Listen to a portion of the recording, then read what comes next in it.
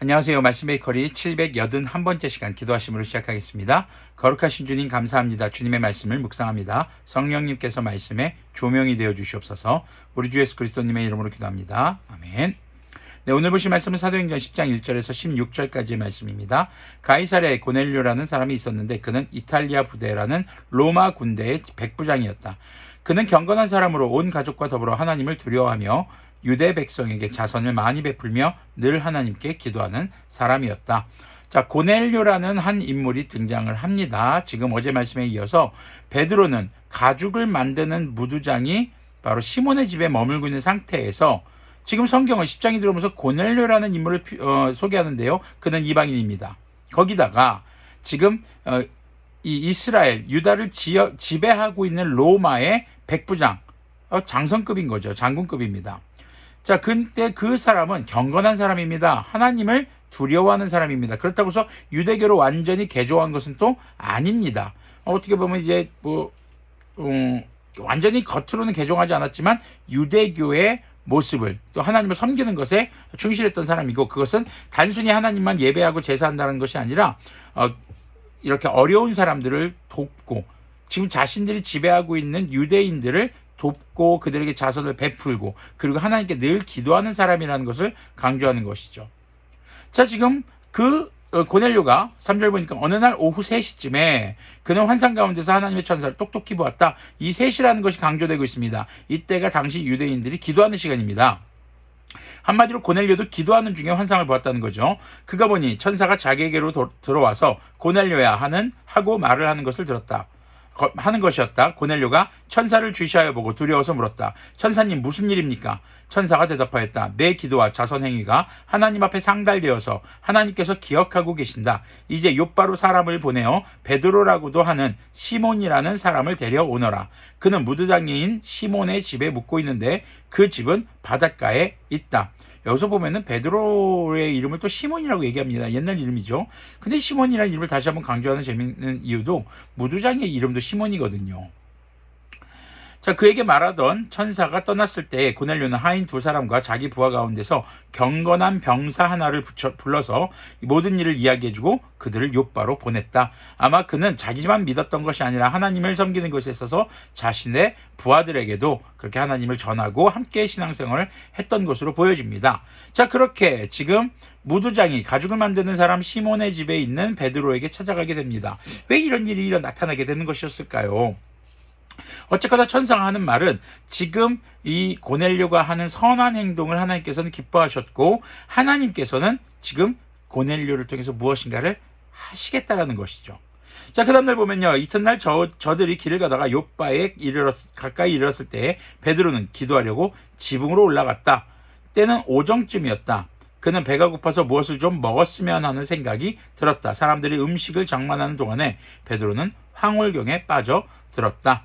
자, 지금 배가 고픈 상태입니다. 그런데 지금 지붕으로 기도하러 올라갑니다. 사람들이 음식 준비할 때 좀 같이 좀 준비하면 어디가 덧납니까? 물론 기도가 중요해서 그럴 수도 있겠지만 당시 정오쯤, 이 오정이라는 시간은요, 유대인들이 기도하는 시간은 사실 아니었습니다. 그런데 이제 황홀경에 빠져들어서 무언가를 봅니다. 그는 하늘이 열리고 큰 보자기 같은 그릇이 네 귀퉁이가 끈에 매달려서 땅으로 드리워져 내려오는 것을 보았다. 그 안에는 온갖 네발 짐승들과 땅에 기어다니는 것들과 공중의 새들이 골고루 들어있었다. 그때 베드로야, 일어나서 잡아먹어라 하는 음성이 들려왔다. 베드로가 대답하였다. 주님, 절대로 그럴 수 없습니다. 나는 속되고 부정한 것은 한 번도 먹은 일이 없습니다. 구약 성경에서는요, 짐승들을 하나님께서는 이렇게 정한 짐승과 속된 짐승으로 구별했던 것이 율법에 나와 있습니다. 그래서 속된 짐승, 한마디로 부정하다고 하나님께서 말씀하신 짐승을 못 먹게 하셨어요. 자, 그랬더니 두 번째로 음성이 다시 들려왔다. 하나님께서 깨끗하게 하신 것을 속되다고 하지 말아라. 이런 일이 3번 있은 뒤에 그 그릇은 갑자기 하늘로 들려서 올라갔다. 한마디로 3번을 하나님이 베드로야, 먹어라. 아니요, 하나님, 저는 주님께서 부정하다고 한 것을 먹을 수 없습니다. 먹어본 적도 없습니다. 베드로야, 먹어라.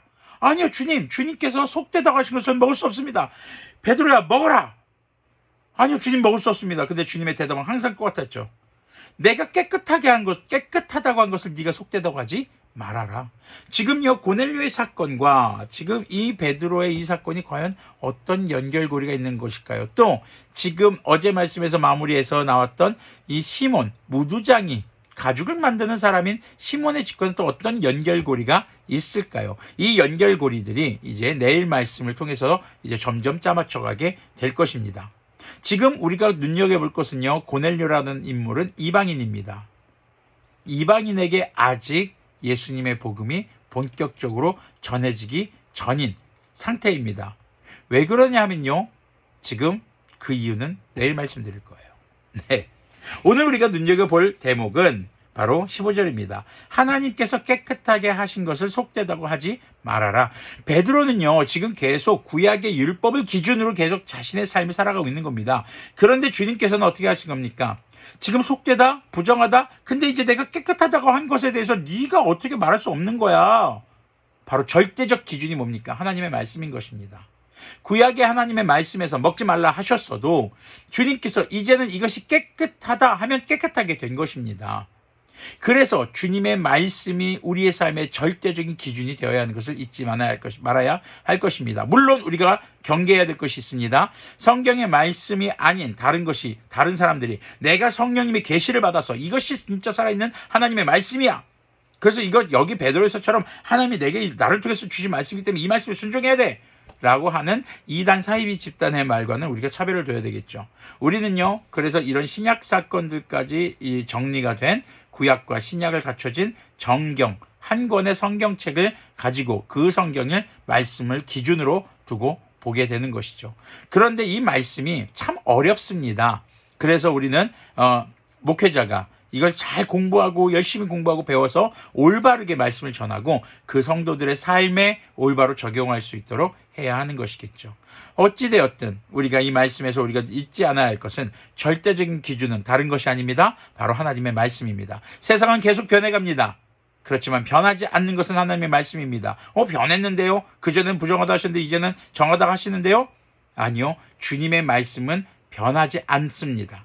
주님의 말씀이 거룩하고 절대적이라는 사실이 변하지 않는다는 것이죠.